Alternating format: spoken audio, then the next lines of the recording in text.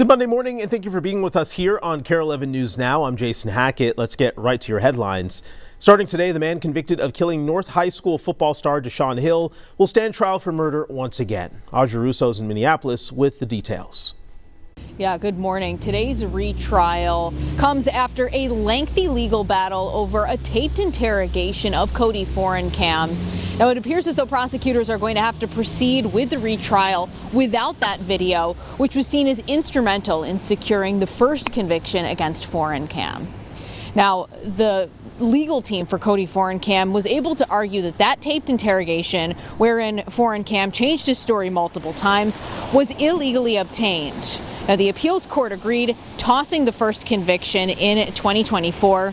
The Hennepin County Attorney's Office appealed, asking the state Supreme Court to review their case for using that video in a retrial.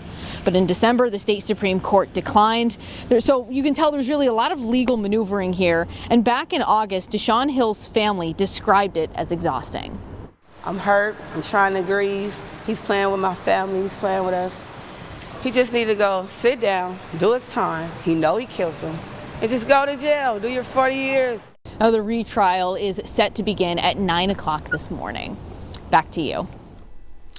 It's been more than a week since Alex Preddy was shot and killed by federal agents in Minneapolis, and this morning his co-workers are remembering him for how he lived to help others. A vigil took place outside the Minneapolis VA hospital where Alex Preddy worked as an ICU nurse. Preddy's union hosted the event. His co-workers shared stories of Preddy and his dedication to taking care of others. Jessica Hauser was Preddy's final nursing student. He would be so proud to see us following his guidance in the wake of his death. The way communities have come together to grieve in a steady, calm, joy-filled, supportive way. How we stood up for peace and justice with focus and strength, just as he always did. Now, prior to his work as an ICU nurse, Preddy's first job at the VA was in a COVID-19 clinic in March of 2021 and then a medicine unit. This morning, Liam Ramos, the 5-year-old from Columbia Heights who became one of the most prominent faces of the immigration surge, is back home after spending 10 days in ICE custody with his father in Texas. We know how much trauma is going to be going through the family for so long, and the community is ready to support them. We're just happy to have him home, but we have so many people who have been taken. Now, Liam is just one of a few kids taken by ICE in the Columbia Heights Public School District. In a statement, the district said, quote, Liam's release is an important development, and we hope it will lead to positive developments for other families as well, including our other 4 students who are being held at the Dilley facility in Texas.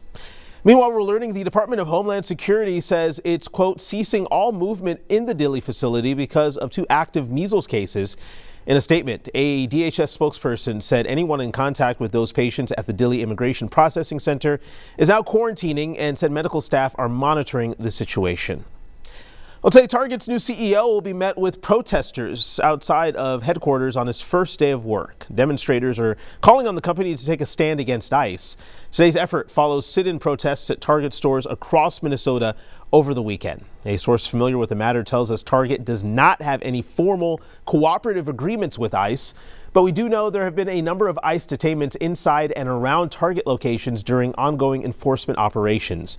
Meanwhile, a federal judge has denied a temporary restraining order in a lawsuit filed by Minnesota and the Twin Cities seeking to end Operation Metro Surge. This means that the surge of ICE and other federal agents will continue while this broader lawsuit plays out. Organizers behind the sit-in say their message to Target is simple. All we're asking them to do is to change, and if they don't, I think they're going to see the reverberations, not just at their flagship stores, but across this entire state. Incoming CEO Michael Fidelki addressed Target employees in a video message last week, saying the violence and loss of life in the community has been incredibly painful. He was also one of more than 60 Minnesota businesses urging immediate de-escalation of tensions following the fatal shooting of Alex Preddy. Well, today, the woman accused of assaulting ICE agents during a raid this summer will be back in court for trial. Isabel Lopez is facing several assault charges, as well as one count of obstruction of justice. This all stems from a raid back in June that drew more than 100 protesters on Lake Street. Officials say the raid was part of a drug trafficking investigation. However, many neighbors believed ICE was targeting an immigrant-owned business. Lopez faces up to 8 years in prison if convicted. A look from our nation's capital today, where it is now up to the House to pass a bill and reopen the government. It's been in a partial government shutdown since the weekend. Democrats say they need guaranteed immigration reform to get anywhere on negotiations. Alice Barr is in D.C. with the latest. Here on Capitol Hill, hopes are high that the partial government shutdown will end before anyone feels the real impact. The work begins with a House committee vote set for this afternoon, and the House Speaker believes the government will reopen as soon as tomorrow. House members returned to an icy Washington today looking to unfreeze funding for large chunks of the government, now in a partial shutdown. House Speaker Mike Johnson predicting passage by tomorrow of a Senate-passed package that fully funds most of the government while splitting off the Department of Homeland Security. I'm confident that we'll do it at least by Tuesday. Congress then has 2 weeks to negotiate the immigration enforcement reforms Democrats are demanding, including ending roving ICE patrols and body cameras on all federal immigration officers. Speaker Johnson citing President Trump's border czar. I think even Tom Homan has acknowledged both of those things are acceptable and what he was intending to do already. So I think we're on the path to get agreement. The top Democrat in the House underscoring that path must lead to dramatic reform. The administration can't just talk the talk. They need to walk the walk. Some leading Democrats urging a no vote on even the short-term package, pressing to repeal a huge spike in funding ICE secured under last year's so-called Big Beautiful Bill. I just don't see how in good conscience Democrats can vote for continuing ICE funding when they're killing American citizens. That amid weekend vigils in Minneapolis for 2 people killed by federal immigration officers, Renee Good. It's been very, very difficult. And ICU nurse Alex Preddy. He lived to help others, and that's what he did. And we were so fortunate to know him and have him as a friend. Reminders of what's at stake as lawmakers look for agreement to reopen the government with key reforms. If the 2 parties can't agree on immigration enforcement reforms over the next 2 weeks, funding could be at risk for FEMA, for TSA, and the Coast Guard, all under the Department of Homeland Security. In Washington, Alice Barr, NBC News. This morning, we're hearing from a mail carrier who rushed in to save people after a deadly home explosion near Duluth this weekend. This happened in Hermantown Saturday night, around 2.5 hours north of the Twin Cities. Officials say it was at the Green Acres Townhomes complex. City officials say 2 women died, both in their late 80s. They were inside the building when the explosion happened. This is video of the aftermath. The roof is missing and several other buildings nearby were damaged as well. Our local NBC affiliate talked with the woman who pulled out 2 people before police arrived and told her she could not go back in.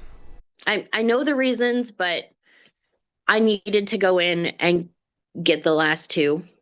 And I blame myself, even though I know that's not my fault. Well, the Red Cross has stepped in and is helping 8 people who were displaced. The cause of the explosion still under investigation. It's Groundhog Day, and in case you missed it, looks like we're getting 6 more weeks of winter. That's right, Punxsutawney Phil saw his shadow. If he didn't, then we would have gotten an early spring.